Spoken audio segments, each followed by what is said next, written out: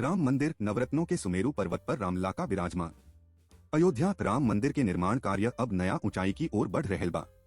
मंदिर के गर्भगृह में भगवान राम के प्रिय रूप रामलला के अभिषेक के बाद अब उनका के नवरत्न से सजल अबुरी सुमेरु पर्वत के रूप में स्थापित कई जाई। इस सुमेरु पहाड़ हीरा, पन्ना, नीलम, मोती, पुखराज, कोरल, गोमेद, माणिक आ लहसुन समेत 9 गो रत्नन से बनल बा। सुमेरु पहाड़ के सुंदरता। रामलला के अभिषेक के बाद अब सुमेरु पर्वत के विकास के बहुत योजना बा। एकरा के ऊंच जगह पर हीरा, पन्ना, माणिक जैसन अनमोल रत्न जोड़ के सजावल जा रहल बा।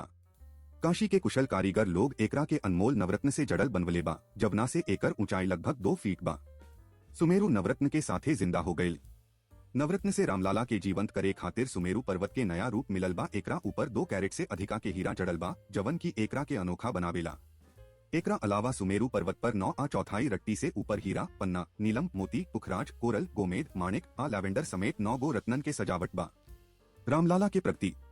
रामलला के अभिषेक के कार्यक्रम 22 जनवरी 2024 के होखे वाला बा, जवना में देश भर के लाखों श्रद्धालु के भाग लेवे के उम्मीद बा। यह महत्वपूर्ण क्षण में सुमेरु पर्वत के नवरत्न में परिवर्तन, रामलला के साथे एगो अनोखा आ शानदार उत्सव के आयोजन हो रहल बा। कुशल कारीगरन के मेहनत। सुमेरु पर्वत के निर्माण कुशल कारीगर लोग कैले रहे जे हीरा, पन्ना, माणिक समेत कीमती पत्थर से सजावल रहे। एकर निर्माण ऐतिहासिक, सांस्कृतिक आ धार्मिक महत्व के साथे भइल बा, जवना से भगवान राम के मंदिर औरी प्राचीन आ श्रेष्ठ हो जाई।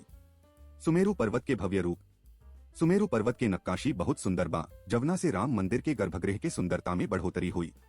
प्राचीन संस्कृति के प्रति जागरूकता आ समृद्धि के कारण ये जगह धार्मिक आ सांस्कृतिक केंद्र के रूप में उभर के सामने आई। आशा के दिन। यह समर्पण के आयोजन सकारात्मक तरीका से कईल जा रहल बा, जवना से रामलला के नवरत्न से सजावे आ सुमेरु पहाड़ पर बैठे के एगो अनूठा आ अद्भुत मौका मिली। ई एगो नया युग के शुरुआत के संकेत देत बा, जवना में नवरत्नन से जीवंत भइल सुमेरु देवता के आदान प्रदान के स्थापित करी है।